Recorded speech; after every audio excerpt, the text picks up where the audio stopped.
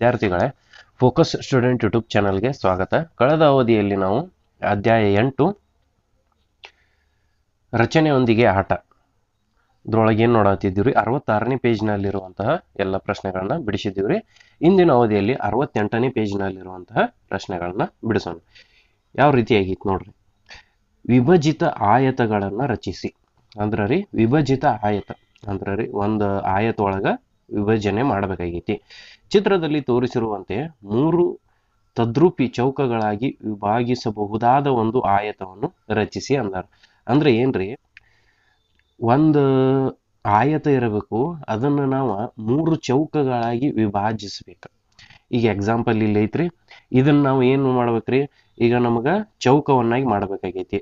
ಚೌಕ ಮಾಡ್ಬೇಕಿತ್ತಂದ್ರೆ ಇದು ಒಂದು ಇಲ್ಲಿ ಎಟ್ಟದವು 3 ಚೌಕ ಅದಾವ್ರಿ, ಅವರು 3 ಭಾಗಗಳಾಗಿ ಮಾಡ್ಬೇಕಂತ ಅಂತಾರ.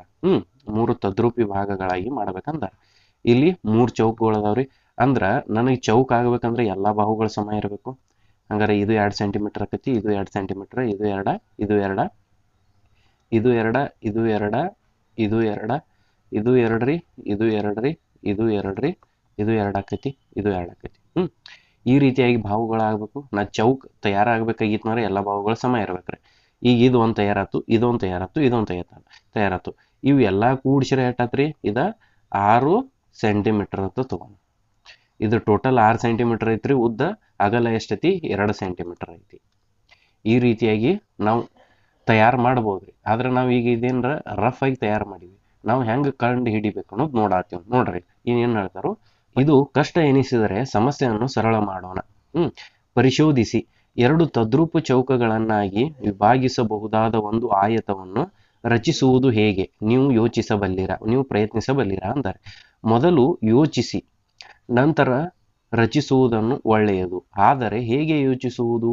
ನೀವು ಯಾವುದಾದರೂ ಮಾರ್ಗವನ್ನು ಯೋಚಿಸುವಿರಾ ಅಂತ ಅಂತಾರೆ. ಒಂದು ವಿಧಾನವೆಂದರೆ ಅಂತಿಮ ಚಿತ್ರವನ್ನು ದೃಶ್ಯೀಕರಿಸಿಕೊಂಡು ಅದರ ಕಚ್ಚಾ ಆಕೃತಿಯನ್ನು ಬರೆಯುವುದು. ಅಂದ್ರೆ ರೀ, ಮೊದಲು ಏನ್ ಮಾಡ್ಬೇಕು, ನಾವು ಲಾಸ್ಟ್ ನಿಮ್ಮದು ಏನು ಪ್ರಾಡಕ್ಟ್ ಸಿಗ್ತಿರ್ಲ, ಅಂದ್ರೆ ಮೊದಲು ಲಾಸ್ಟ್ ಏನ್ ಚಿತ್ರ ತೆಗಿತಿರ್ಲ ಅದನ್ನ ರಫ್ ಆಗಿ ತೆಗೆದುಬಿಡೋದು. ಅವ್ರು ಏನಂದರು, 2 ತದ್ರೂಪಿ ಚೌಕಗಳನ್ನಾಗಿ ಆಯತ ಮಾಡುವುದು ಅಂದಾರ. ಎಕ್ಸಾಂಪಲ್ ಇದನ್ನ ತಗೊಂಡ್ರಿ.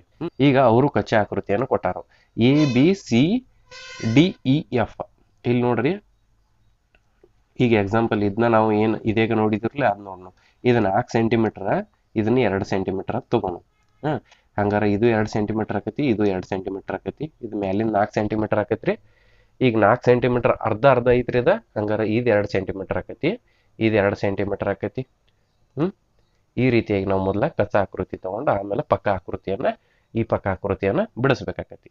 ಇದರಿಂದ ನಾವು ಏನೆಂದು ತೀರ್ಮಾನಿಸಬಹುದು ಅಂತ ಅಂದಾರ. ನೋಡ್ರಿ ಏನ್ರಿ, ಸಮಬಾಹುಗಳನ್ನು ಗುರುತಿಸಬಲ್ಲಿರಾ ಅಂದಾರೆ. ಸಮಬಾಹುಗಳನ್ನು ಗುರುತಿಸಬಹುದ್ರಿ. ನೋಡ್ರಿ, ಈಗ AB ಎಷ್ಟೈತಿ, 2 ಸೆಂಟಿಮೀಟರ್ ಐತಿ. ಹಂಗ FE ಏನೈತಿ, ಇದು 2 ಸೆಂಟಿಮೀಟರ್ ಇರ್ತೈತಿ. AF ಎಷ್ಟು ಸೆಂಟಿಮೀಟರ್ ಐತಿ, ಇದು 2 ಸೆಂಟಿಮೀಟರ್ ಐತಿ. ಹಂಗಾರ BE ಎಷ್ಟು ಸೆಂಟಿಮೀಟರ್ ಇರ್ತೈತಿ, ಇದು 2 ಸೆಂಟಿಮೀಟರ್ ಐತಿ. ಹಂಗಾರ ನಾವು ಗುರುತಿಸಬಹುದ್ರಿ. ಸಮಬಾಹುಗಳನ್ನು ಗುರುತಿಸಬಲ್ಲಿರಾ ಅಂತಾರೆ. ನೋಡ್ರಿ, ABಗೆ = BC ಅನ್ನಬಹುದು. ಇದಕ್ಕೆ ಇದು ಸಮ ಐತಿ, ಅಂದ್ರೆ ಇದು 2 ಸೆಂಟಿಮೀಟರ್ ಐತಿ, ಇದು 2 ಸೆಂಟಿಮೀಟರ್ ಸಮದ್ ಇದಕ್ಕೆ ಇದು ಸಮ ಅನ್ನಬಹುದು. ಆಮೇಲೆ AFಗ = FE ಅನ್ನಬಹುದ್ರಿ. ಅಂದ್ರ AFಗ FE ರೀ. ಅಂದ್ರ ಈ ಬಾಹುಗ ಈ ಬಾಹು ಸಮ ಐತಿ ಅಂತ ಬರೀಬಹುದು. ನೋಡ್ರಿ, 2 ಚೌಕಗಳು ತದ್ರೂಪವಾಗಿರುವುದರಿಂದ AB = BC ಅಂತ ಬರೀಬಹುದ್ರಿ.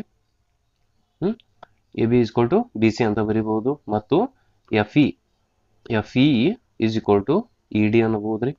ಈ ರೀತಿಯಾಗಿಯೂ ಬರೀಬಹುದು. ಇನ್ ಕೆಳಗೆ ಏನ್ ಕೊಟ್ಟಾರ್ರಿ, AB EF ಮತ್ತು AB ಮತ್ತು ಇದು ಚೌಕ್ ಹೇಳತ್ತಾರ ಅವ್ರು. AB EF ಮತ್ತು BCDE ಚೌಕಗಳಾಗಿರುವುದರಿಂದ ಪ್ರತಿ ಚೌಕದ ಎಲ್ಲಾ ಬಾಹುಗಳು ಸಮನಾಗಿರುತ್ತವೆ. ಇದನ್ನು ಹೀಗೆ ಬರೆಯಬಹುದು. ಹೆಂಗ್ ಬರೀಬಹುದು ನೋಡ್ರಿ. ಅಂದ್ರೆ ರೀ, ಇಲ್ಲೊಂದು ಚೌಕ ಆಗತತಿ, ಇಲ್ಲೊಂದು ಚೌಕ ಆಗತತಿ. 2 ಚೌಕ ಆಗತಾವ ಅಂದ್ರೆ ಈ ಬಾಹುಗಳು ಏನು ಇದ್ರೊಳಗೆ ಏನೇನ್ ಸಮ ಇರ್ತತಿಲ್ಲ, ಇದ್ರೊಳಗೂ ಅದ ಸಮ ಇರ್ತತಿ. ಏನಂತ ನೋಡ್ರಿ, AF = AB = BE = FE ಅಂತ ಅಂತಾರ. ನೋಡ್ರಿ ಏನಂದಾರ್ರಿ, AF ಇದು AF ಐತಿ, ಇದು ಎ ಎಫ್ಗೆ ಏನು ಸಮ ಐತ್ರಿ, ಎ ಬಿ ಸಮ ಐತಿ, ಎ ಬಿಗೆ ಏನೈತಿ, ಬಿ ಸಮ ಐತಿ, ಇ ಎಫ್ ಸಮ ಐತ್ರಿ. ಅಂದ್ರೆ ಇವೆಲ್ಲ ಇವು 4 ಬಾಹುಗಳು ಏನದಾವು, 2 ಸೆಂಟಿಮೀಟರ್ ಅದಾವು.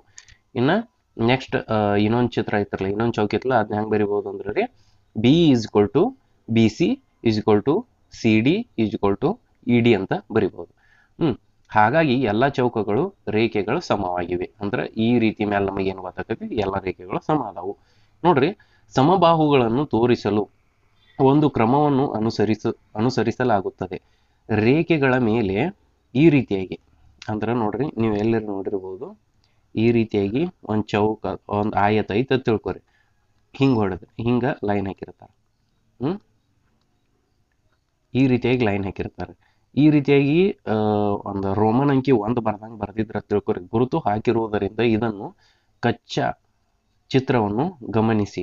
ನೋಡ್ರಿ, ಇಲ್ಲಿ ಹಾಕ್ಯಾರ್ರಿ ಈ ರೀತಿಯಾಗಿ ಎಲ್ಲ ಕಡೆ ಒಂದು ಅಂದ್ರೆ ರೋಮನ್ ಅಂಕಿ 1 ಅಂತ ಹಾಕ್ಯಾರು. ಅದೇನ್ರಿ ಅಂತ ನೋಡ್ರಿ. ಈ ಹಾಕ್ತಾರಂದ್ರ ರೀ, ಇವ್ನ ಯಾಕೆ ಹಾಕ್ತಾರಂದ್ರ ನೋಡ್ರಿ, ಅಂದ್ರ ಇದು ಎ, ಇದು ಬಿ, ಇದು ಸಿ, ಇದು ಡಿ ಐತೆ ತಿಳ್ಕೊರಿ. ಎ ಬಿ ಬಾಹುಗ ಸಿ ಡಿ ಬಾಹು ಏನೈತ್ರಿ, ಸಮಾಂತರವಾಗೈತಿ ಅಂದಂಗ. ಇದ್ರೊಳಗೆ 2 ಸೆಂಟಿಮೀಟರ್ ಇರ್ತಂದ್ರ ಇದು 2 ಸೆಂಟಿಮೀಟರ್ ಇರ್ತೈತಿ ಅಂದಂಗ. ಇದಕ್ಕೆ ಇದು ಸಮ. ಇನ್ನ ಡಬಲ್ ಹೊಡೆದಾರ್ಲಕ್ರಿ ಸರ್, ಇದನ್ನೇನು ಅನ್ಬೋದು ನೀವು, ಈಗ ಎ ಡಿ ಬಾಹುಗ ಬಿ ಸಿ ಬಾಹು ಸಮ ಇರ್ತೈತಿ ಅಂದಂಗ. ಎಕ್ಸಾಂಪಲ್, ಇದು 1 ಸೆಂಟಿಮೀಟರ್ ಇತ್ತಂದ್ರೆ ಇದು 1 ಸೆಂಟಿಮೀಟರ್ ಇರ್ತೈತಿ ಅಂದಂಗ. ಈ ವಿಶ್ಲೇಷಣೆಯನ್ನು ಬಳಸಿ ನೀವು ಇದನ್ನು ರಚಿಸಲು ಪ್ರಯತ್ನಿಸಬಹುದೇ. ನೆನಪಿಡಬೇಕಾದ ಅಂಶವೇನೆಂದರೆ ಯಾವುದೇ ಅಳತೆಗಳ ನಿರ್ಬಂಧನೆ ಇಲ್ಲದೆ ಒಂದು ಆಯತವನ್ನು ರಚಿಸಬೇಕು ಮತ್ತು ಅದನ್ನು 2 ತದ್ರೂಪ ಚೌಕಗಳನ್ನಾಗಿ ವಿಭಾಗಿಸಲು ಸಾಧ್ಯವಾಗಬೇಕು. ಈಗ ನೋಡ್ರಿ, ಈಗ ಎಕ್ಸಾಂಪಲ್ ನಾವು ತಗೋಬಹುದ್ರಿ. ಹೆಂಗೆ, ಎ ಸಿ ಡಿ ಎಫ್ ಆಯತವನ್ನು ರಚಿಸಲು ಎ ಎಫ್ಗೆ ಯಾವುದೇ ಅಳತೆಯನ್ನು ಕೊಡಬಹುದು. ಉದಾಹರಣೆಗೆ A F is equal to 4 centimetre ತೆಗೆದುಕೊಂಡರೆ ಎ ಸಿ ಅಳತೆ ಎಷ್ಟಾಗುತ್ತದೆ ಅಂತ ಅಂದಾರೆ. ನೋಡ್ರಿ, ಏನು ಮಾಡೋಣ ನೋಡ್ರಿ, ಹಿಂಗೊಂದು ಚಿತ್ರ ತೆಗಿಬೇಕ್ರಿ. ಇದೊಂದು ಆಯತ ಐತ ತಿಳ್ಕೊಣ. ಇದಕ್ಕೆ ಎ ಏನೈತ್ರಿ, ಎ ಸಿ ಡಿ ಎಫ್. ಇದು ಎ ಅನ್ನೋನು, ಇದು ಸಿ ಅನ್ನೋನು, ಎ ಸಿ, ಇದು ಡಿ ಅನ್ನೋನು, ಇದು ಎಫ್ ಅನ್ಕೊಂಡ್ರಿ. ಈಗ ಅವ್ರು ಏನಂತಾರು ನೋಡ್ರಿ, ಈ ರೀತಿಯಾಗಿ ಒಂದು ಆಯತವನ್ನು ರಚನೆ ಮಾಡಬೇಕು. ಎ ಎಫ್ ಯಾವುದೇ ಅಳತೆ ಇರಬೇಕಂದ್ರು, ಬಟ್ ಅವರು 4 ಸೆಂಟಿಮೀಟರ್ ಅಂತ ಕೊಟ್ಟಾರ. ತೆಗೆದುಕೊಂಡ್ರೆ ಎ ಸಿ ಅನ್ನು ಎಷ್ಟಿರಬೇಕು ಅಂತಾರೆ. ಎ ಸಿ ಎಷ್ಟಿರ್ಬೇಕ್ರಿ ನೋಡ್ರಿ. ಎ ಸಿ ಅಂದ್ರೆ ಈಗ A F equal to 4 centimetre ಅಂದಾರ್ರಿ. ಈಗ ನಾವು ಈ ಒಂದು ಆಯತೊಳಗೆ 2 ಚೌಕ್ ಮಾಡ್ಬೇಕ್ರಿ. 2 ಚೌಕ್ ಮಾಡ್ಬೇಕಂದ್ರೆ ಈ ರೀತಿಯಾಗಿ ಭಾಗ ಆಕೈತಿ ನೋಡ್ರಿ. ಈಗ 4 ಸೆಂಟಿಮೀಟರ್ ಇರ್ತಂದ್ರೆ ಇದು 4 ಸೆಂಟಿಮೀಟರ್ ಇರ್ತೈತಿ, ಇದು 4 ಸೆಂಟಿಮೀಟರ್ ಇರ್ತೈತಿ, ಇದು 4 ಸೆಂಟಿಮೀಟರ್ ಇರ್ತೈತಿ. ಹಂಗೆ ಸೇಮ್ ಈ ಕಡೆ ರೀ, 4 ಸೆಂಟಿಮೀಟರ್ 4 ಸೆಂಟಿಮೀಟರ್ 4 ಸೆಂಟಿಮೀಟರ್. ಹಂಗಾರೆ ಇಲ್ಲಿ ಎ ಸಿ ಎಷ್ಟಾದ್ರೆ ಇದು 4 + 4 ಮೀಟ್ರ್ 8 ಸೆಂಟಿಮೀಟರ್ ಆಯ್ತು. ಹಂಗಾರೆ A C is equal to 8 centimetre ಅಂತ ಬರಿಬಹುದು ನಾವು.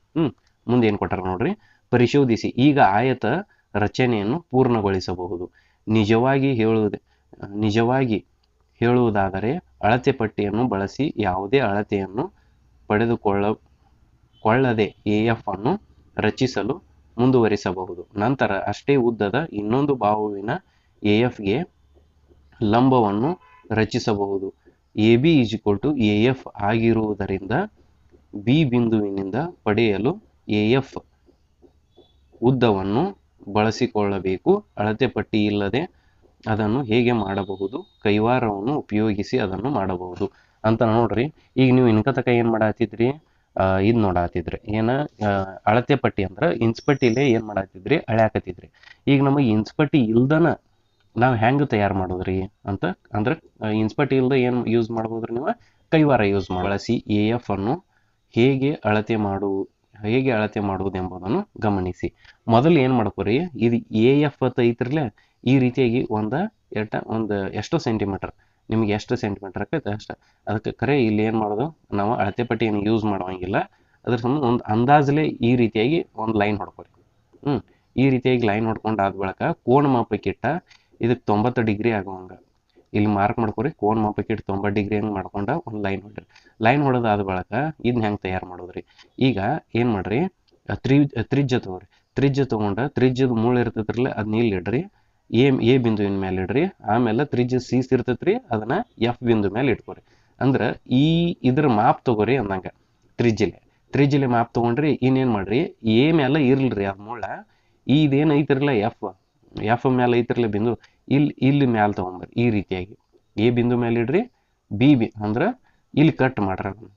ಅದೇನು ನೀವು ಅಳತೆ ತೊಗೊಂಡಿರ್ತಿರಲ್ಲ ಇಲ್ಲಿಟ್ಟ ಈ ರೀತಿಯಾಗಿ ಕಟ್ ಮಾಡ್ಕೊರಿ. ಅದೇನಾಕೈತಿ, ಅದನ್ನೇನಂದ್ರಿ, ಬಿ ಅನ್ರಿ. ಇದನ್ನು ಉಪಯೋಗಿಸಿ ಬಿ ಮತ್ತು ಸಿ ಬಿಂದುವನ್ನು ಗುರುತಿಸಿ ಮತ್ತು ಆಯತವನ್ನು ಪೂರ್ಣಗೊಳಿಸಿ ಅಂತಾರೆ. ನೋಡ್ರಿ, ಈಗ ನೀವು ಇಲ್ಲಿಂದ ಇಲ್ಲಿಟ್ರಿ, ಇದು ಬಿ ಅನ್ಕೊಂಡ್ರಿ. ಇನ್ನೇನು ಮಾಡೋದ, ಇದಕ್ಕೆ ಏನು ಮಾಡೋದ್ರಿ, ಒಂದು ರೇಖೆಯನ್ನು ಎಳ್ಕೊ. ಇಲ್ಲಿಂದ ಇಲ್ಲಿ ಇದು ಸಿಕ್ತ್ರಿ, ನಮಗೆ ಇಲ್ಲಿಂದ ಏನು ಮಾಡೋದ್ರಿ, 190 ಡಿಗ್ರಿ ರೇಖೆಯನ್ನು ಎಳ್ಕೊ. ಈ ರೀತಿಯಾಗಿ ಎಳ್ಕೊತೀರಿ. ಒಂದು ಸ್ವಲ್ಪ ಉದ್ದ ಎಳ್ಕೊರಿ. ಈ ರೀತಿಯಾಗಿ ಎಳ್ಕೊತೀರಿ 90 ಡಿಗ್ರಿ. ನೀವು ಕೋನ ಮಾಪಕ್ಕಿಟ್ಟ, ಇಲ್ಲಿ ಕೋನ ಮಾಪಕ್ಕಿಟ್ಟ ಈ ರೀತಿಯಾಗಿ ಅಳತೆ ಮಾಡ್ಕೋಬೇಕು. ಈಗ ಏನು ಮಾಡ್ರಿ, ಇಲ್ಲಿ ಎ ಬಿಂದುವಿನ ಮೇಲೆ ಅದು ಇದನ್ನ ಮುಳ್ಳಿಟ್ಟ ಒಂದು ಕಟ್ ಮಾಡಿರಿ. ಈಗೇನು ಮಾಡ್ರಿ, ಇಲ್ಲಿ ಬಿ ಬಿಂದು ಮೇಲೆ ಇಡ್ರಿ. ಬಿ ಬಿಂದು ಮೇಲೆ ಮುಳ್ಳಿಡ್ರಿ. ಆಮೇಲೆ ಇಲ್ಲಿ ಒಂದು ಕಟ್ ಮಾಡ್ಕೊರಿ. ಈ ರೀತಿಯಾಗಿ ಇಲ್ಲಿ ಏನು ಮಾಡ್ರಿ, ಕಟ್ ಮಾಡ್ಕೊರಿ. ಇಲ್ಲಿ ಕಟ್ ಆಕೈತಿ.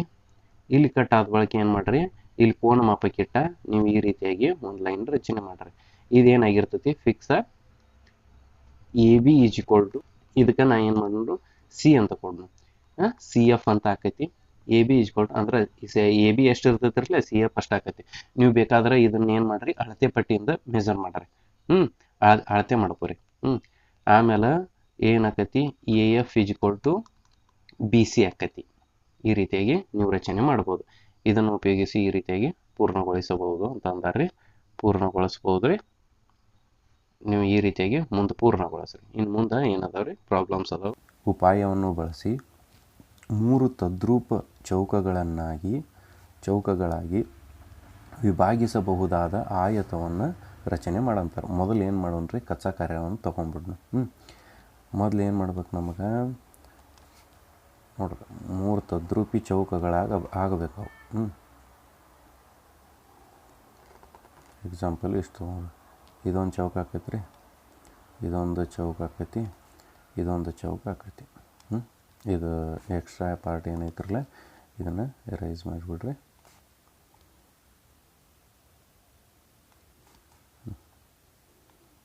ಈ ರೀತಿ ಎರೈಸ್ ಮಾಡಿಬಿಡ್ರಿ. ನಿಮಗೇನು ಸಿಕ್ತ್ರಿ, ತದ್ರೂಪಿ ಚೌಕ ಸಿಕ್ತು.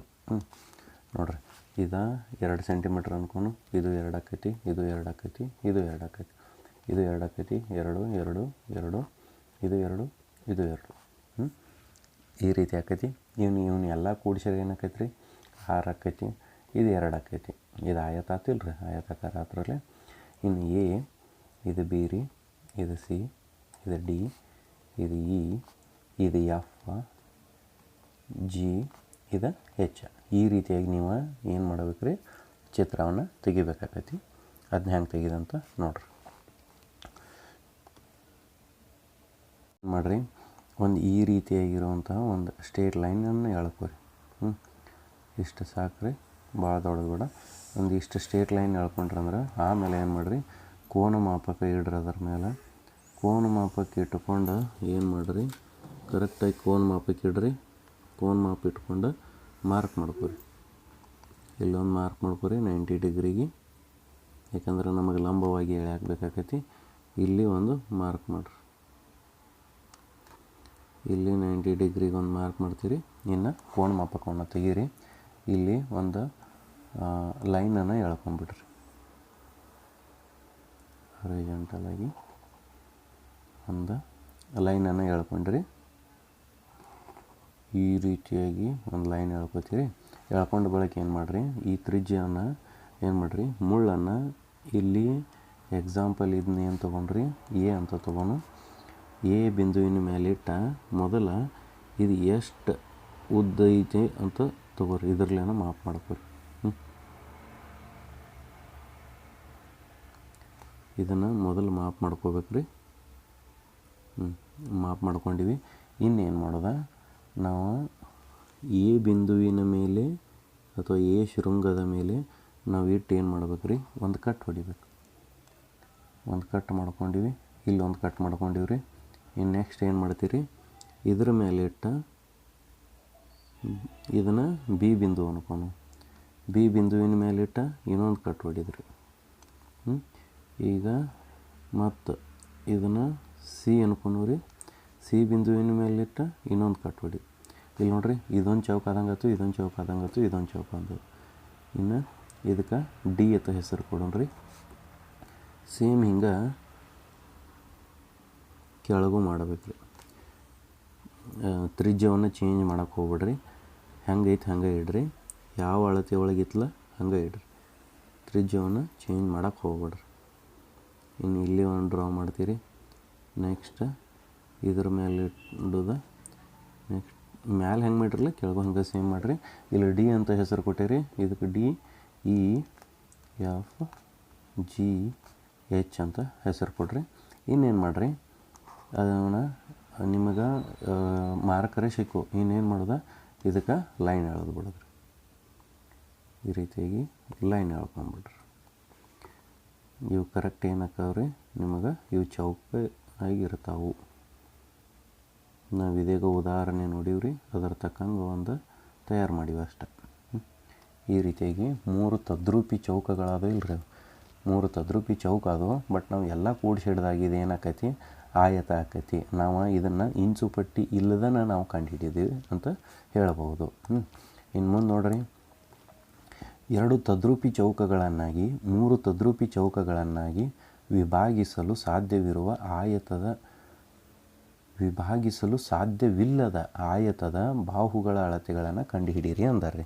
ಅಂದ್ರೆ ರೀ, ಅವನು 2 ತದ್ರೂಪಿ ಚೌಕಗಳನ್ನಾಗಿ ಮಾಡಬಾರ್ದು. ಬಟ್ ಅದು ಒಂದು ಆಯತ ಇರಬೇಕು. ಅದು ಹೆಂಗೈತೆ ಅಂತ ಹೇಳ್ತೀನಿ ನೋಡ್ರಿ. ಇದು ಮೊದಲ ಉದ್ದ ಏನು ತೊಗೊನು, 3 ಸೆಂಟಿಮೀಟರ್ ತೊಗೊನು. ಅಗಲ ಏನು ತೊಗೊಂಡ್ರಿ, ಅಗಲ 2 ಸೆಂಟಿಮೀಟರ್ ತೊಗೊನು. ಸರ್ ನಮಗೆ ಇದು ಬೇಡ ಅಂತಂದ್ರೆ ಇನ್ನೊಂದು ಎಕ್ಸಾಂಪಲ್ ರೀ. ಉದ್ದ ಏನು ತೊಗೊಂಡ್ರಿ, 3 ಸೆಂಟಿಮೀಟರ್ ತೊಗೊನು. ಅಗಲ 1 ಸೆಂಟಿಮೀಟರ್ ತೊಗೊನು. ಇನ್ನು 3 ತದ್ರೂಪಿ ಚೌಕಗಳನ್ನಾಗಿ ಅಂತ ಐತಿ. ಇದಕ್ಕೇನು ಮಾಡಿರಿ, ಉದ್ದ 5 ಸೆಂಟಿಮೀಟ್ರ, ಅಗಲ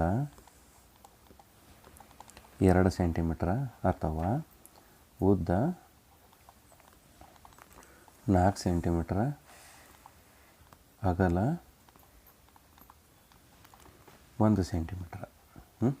ಹಿಂಗೆ ಬಂದೈತ್ರಿ. ಇದು ಸರಿ ಹೆಂಗೆ ಬರೋದ್ರಿ ಅಂತ ಹೇಳ್ಬೋದು. ಅವ್ರು ಏನಂತಾರೆ ರೀ, 2 ತದ್ರೂಪಿ ಚೌಕ ಆಗಬೇಕು.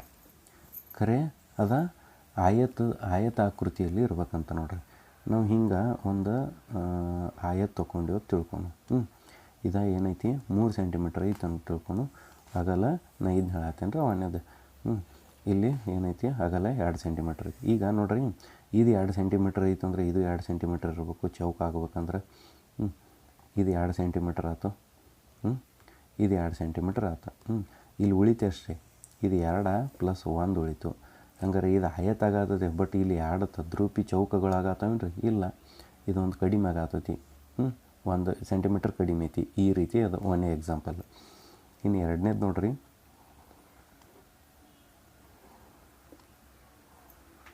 ಇದು 5 ಸೆಂಟಿಮೀಟ್ರ್ ಐತಿ.